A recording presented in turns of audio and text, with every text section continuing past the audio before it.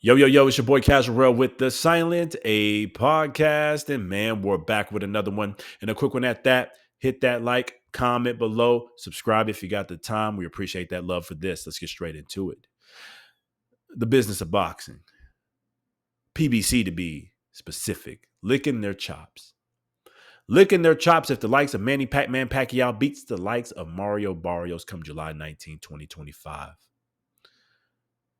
The next move for Pac-Man Pacquiao has kind of already been turning and in the works really since May, since this fight was signed, sealed, delivered, and announced. Pac-Man wins this fight at the age of 46. He'll be the oldest world champion to do so. What's the next move? What's the next challenge?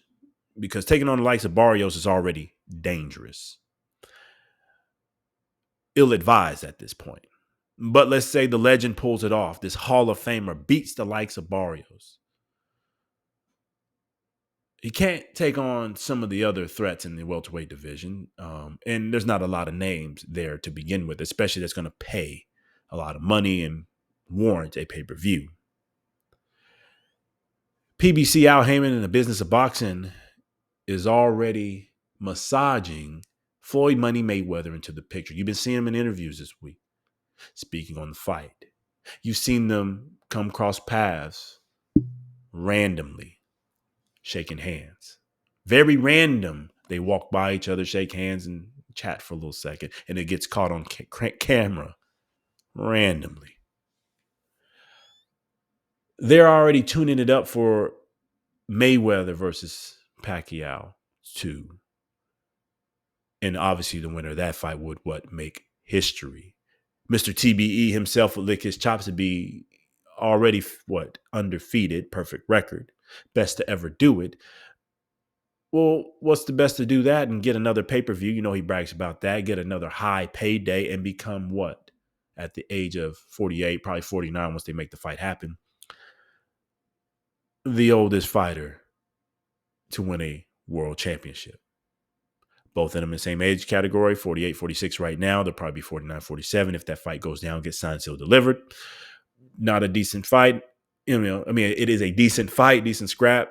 Not a huge threat to either man. They've both seen each other before, and they're both in the same age category. No one could really turn their eye to that, and people will probably tune in. Not at the record that they did for the first fight for sure, because that, as much fanfare as it was, we do remember that fight.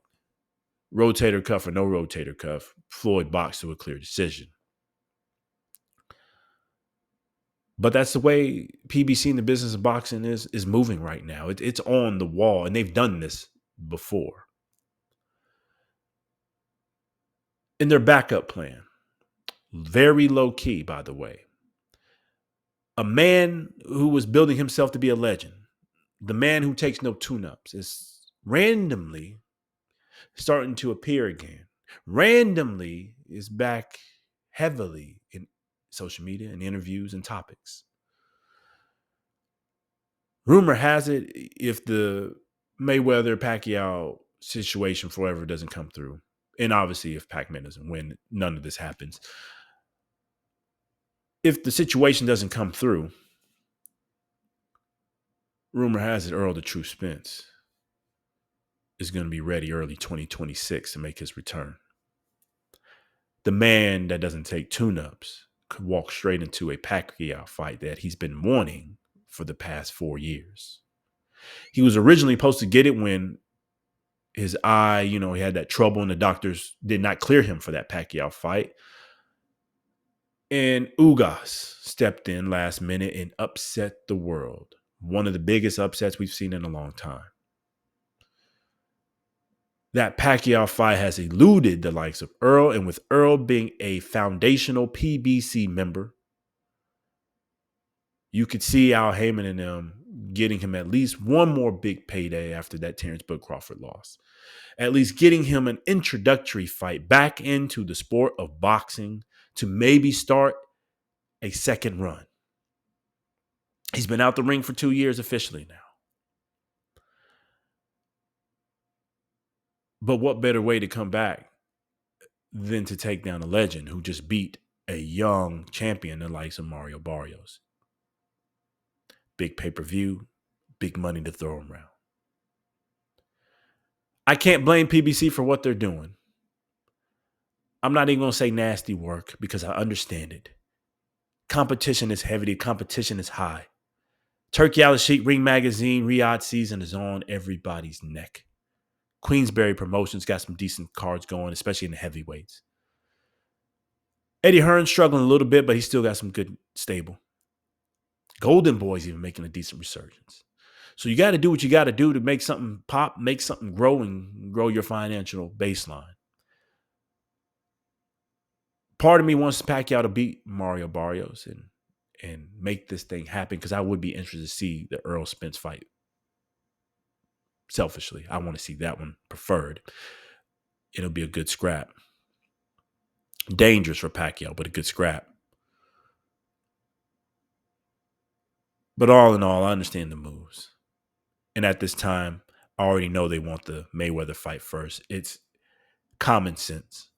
Bigger names, nostalgia, slight controversy around the first fight with the injury of Pacquiao or presumed injury of Pacquiao.